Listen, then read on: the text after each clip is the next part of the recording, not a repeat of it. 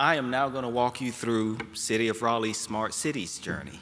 I am probably going to skip a couple of slides because there's something I want to do at the end I just thought of to just talk about the collaboration across the city that we have in implementing smart cities technologies, but I'll give it a try. So one of the things all of you know is that the city of Raleigh and Wake County in general is growing like gangbuster. I mean, the Triangle area is one of the premier areas in the country, and people are continually moving in. I think the number I know is 63 people moving to Wake County, and of course, you know, the city of Raleigh is about 50% of what Wake County population is. So a lot of people moving in. But with that, with all of the growth we have, with 50 companies moving in 2017, with us being the second hottest real estate market, you can see the flip side of that where we have that exponential increase in housing costs. Well, it was on the news today. There are irate parents about school reassignment again. So that is one of the downsides of growth and prosperity is the infrastructure is typically stressed. And of course, if you work in RTP, God bless you, because I only come downtown now. That is a ride with the traffic that's there. And although all of those challenges are there, I'm really proud of this, and us as a city, we're really proud. We did a citizen satisfaction survey, and if you look at it, we beat every other city as far as benchmarks. There's one small area, I don't need to look at the slide, but it really puzzles me. It's stormwater. For some reason, the one spot where we're lower than the national average is stormwater, and I just don't know what citizens are worried about stormwater. I didn't know what stormwater was until I came to work for the city, so it's interesting that that was picked out as one of the areas that we're a little behind the average. But again, you can see we're knocking it out the park around. People are happy to live here. They really are. This is a great place. So with that said, I'm going to tie a couple of things together. The first part is we have an overall city strategic plan. And you know, anybody that's been in private industry, the strategic plan, you are supposed to hook and tie everything you do to that plan. So as we looked at that, me coming into the city, there were a couple of things I needed to do. Number one, look at what the overall city strategic plan was and figure out how IT tied into it and integrate into it to make it successful.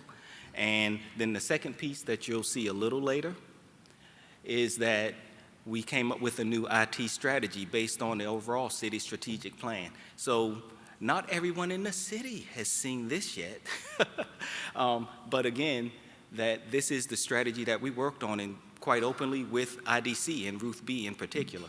And we have 5 components: focused enterprise, engaged community, IT excellence, because we want to be world class, smart city enablement, which is the part we'll focus on today, and also actionable information. And I think the mayor touched on our open data program, but when you look at what we're doing around data visualization and making sure that we can make data-driven decisions, that's a key component. So with that being said, how did the city come up with their smart city strategy? And quite honestly, it was a lot of work. We did employee surveys. We sent it out to all 3,900 some odd people that are on the rolls. Now, that number will look low, around the 204 that actually we got full survey results back on, but actually there was another 600 or so, Ruth B, that partially filled it out. So what we had were people that had a comfort level with some sections, but not the survey in its entirety. And that's one of the reasons we wanted to do it, because Smart City really wasn't on the map of city employees, so that proved a point. But to be purposeful and to make sure, one of the things I don't want is for this to be an IT initiative. This is about the city of Raleigh. So we talked to our external suppliers. We work with nonprofits to understand what they saw the needs of the city were around smart cities. We talk with our community advisory boards, and we also talked to state agencies. We brought in the state of North Carolina, we talked to Wake County, and we also queried other cities to understand what are the impacts and what we should be doing. And basically we use the IDC toolkit because they have 19 parameters that they use to rank you. And all of that was distilled down to what we learned. And this is how our survey results came out. So most of you, or some of you probably are in IT, and most industries have a maturity curve. This is essentially IDC Smart Cities maturity curve, and you can go from ad hoc, which is you're doing stuff, I'll use the term hook or crook if you're familiar with that term, all the way over to optimized, where you have basically refined what you want to do around the technology and have implemented it. And you can see, depending on department and person and what role they were in, we're all across the board. But for the most part, we're doing opportunistic smart city implementations. And I'll give you an example. When you go out to optimize, I'm going to call out a department, our engineering department, which stormwater sits in. We've done a lot around the automation of stormwater, believe it or not, because I just talked about that one in the survey. And there were a few years back, people actually had to drive around during storms to get stormwater levels, take that information back to EOC to understand how stormwaters were rising, especially Crabtree Creek. And go to this last storm with Florence, we have sensors out, and I see Jim Albert here in our GIS department, but we were able to basically, we had data visualization to look at how water levels were rising without putting people at risk. To me, that is the essence of smart cities, being able to have efficient operations, keeping people safe, cutting down on manpower, but also being able to stay on top of the issues at hand to understand how you need to react. So out of the survey, 5 themes came out. And it was a need to manage growth, the expectations of the community. Everybody wants more digital services. It hit private industry first. One of the big terms maybe 4 or 5 years ago when I was CIO at Elster was the consumerization of IT, where once the smartphone came out, it flipped. Everybody thought you go to work and that's where you get the nice high-end equipment. But now high-end equipment is at home, and companies sometimes lag, and people want what they have at home, at work, and they want it fast and they want it now. And that is hitting citizens as well as they deal with City Hall. The third one is desire for more community engagement, and I think the panel earlier of city leaders touched on that, so I won't expound on it anymore. The need internally for better data sharing, and across government, it typically is stovepipe data. And one of the real things we need to get at is making data accessible and also being able to aggregate that data across all departments. So that's a real need. And then the other thing is managing the digital deluge. I mean, that goes without saying that we need to handle that. So with that, for Raleigh, we have come up with the slogan, Smart Raleigh. And I will talk to you about the overall Raleigh vision. It is to be a world-class leader in technology-driven urban transformation for the residents and businesses of the city. And that's one nice sentence, but it hits on and expounds on a lot of things that we need to do. It's easy to say, but difficult to do. And our Smart Raleigh mission is to meet citizen and community goals using technology and data to improve the quality of life for all. So again, another powerful sentence to say at a high level what we want to do around smart cities with our strategy. And so with that, we came up with 5 focus areas that are very close to the themes that came out of the survey. It is help manage the city's economic growth, provide a superior customer experience, improve and expand community engagement, improve data sharing and data use, and formalize smart city operations and partnerships. So one of the things that I wanted to illustrate and make sure that everybody understood is I talked to you about the overall city strategy. I talked to you about we have an IT strategy now, but the part around the smart city strategy, we wanted to make sure it's understood that all feed off of each other. The strong foundation and underpinning is the city strategy, and the smart city strategy is a component of the IT strategy. So as we look at this, we need to make sure that everything stays congruent and that we aren't running in separate directions. So again, this is just to depict that we need to stay tight and understand that all of these strategies, one builds off of the other. You can't have a siloed strategy and expect it to be successful. And so with that, I think it was Ruth B. again that pointed out some things around, can you leverage some of your existing processes and how you operate? And that's one of the things we're going to do. We already have an information resource management, I always want to say council, but it's committee, where we look at technology projects across the city and how we're going to invest with capital. We're going to use and leverage that to understand which projects that bubble up from the city fit into the smart cities landscape so that we can prioritize and ensure that we're working in a focused manner. Because there was a gentleman from Greensboro, I think UNCG, that I talked to, and we talked about cloud versus smart city. And I see a lot of similarities. When cloud first came out and once everybody saw what the market could be, everything became cloud. A guy would start a business, put a server in his closet and say, this is a cloud solution, right? And that is going on a little bit in the smart cities market. People understand that it resonates within industry.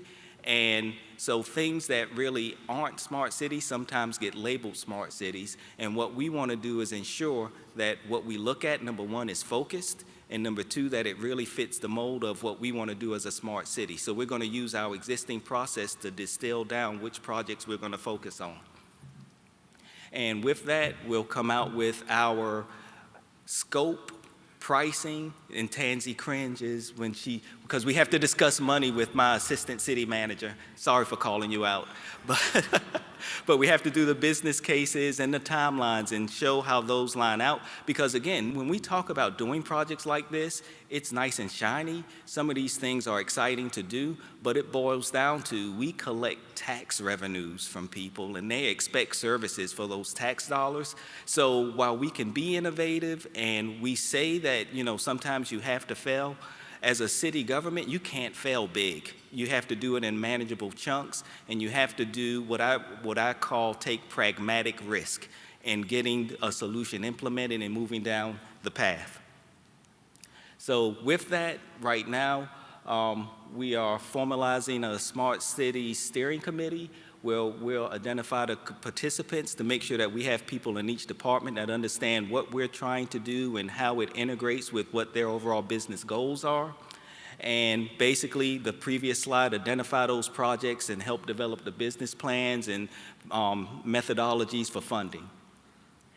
And with that, that committee will be led by me, and we'll meet on a semi-annual basis just to make sure that we're staying on track. And again, we are very visible about what we're doing and purposeful with money. So I guess I'll jump into it now. There are some tools that we're looking at, we have that will be put in place around capital spend within the city. And again, we're integrating it with GIS.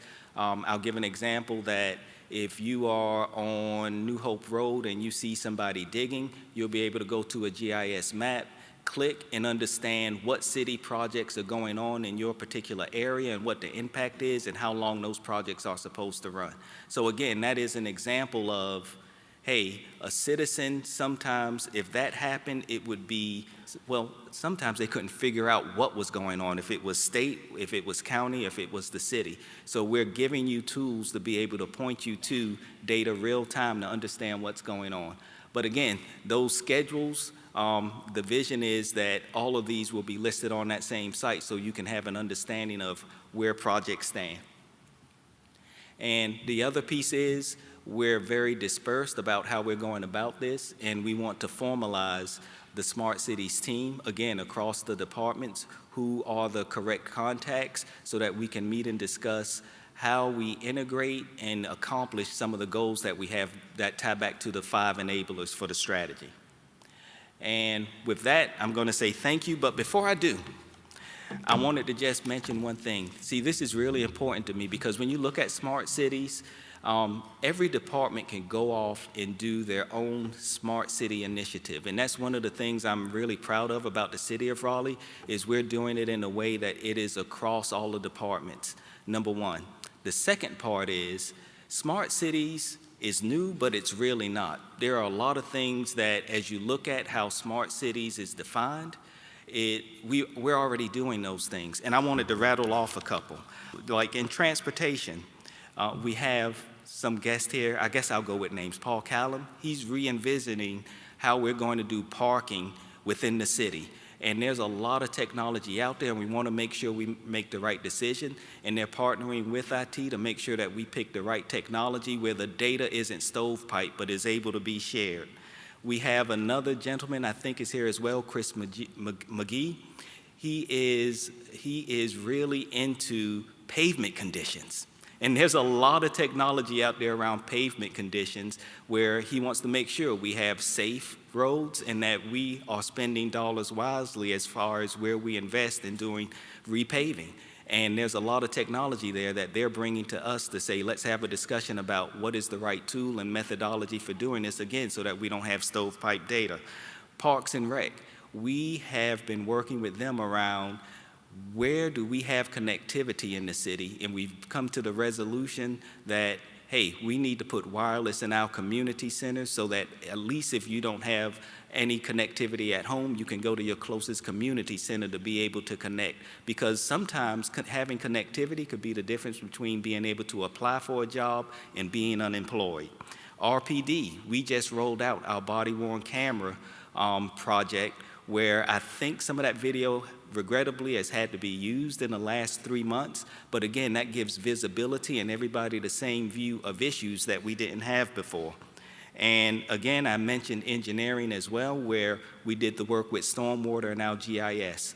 So I'm pointing all those out, and I could probably go through another 15 to 20, but it is to say it's a collective effort, and that we are looking at this in a way that IT is an enabler of the business to bring in the efficiencies that they want and need to do.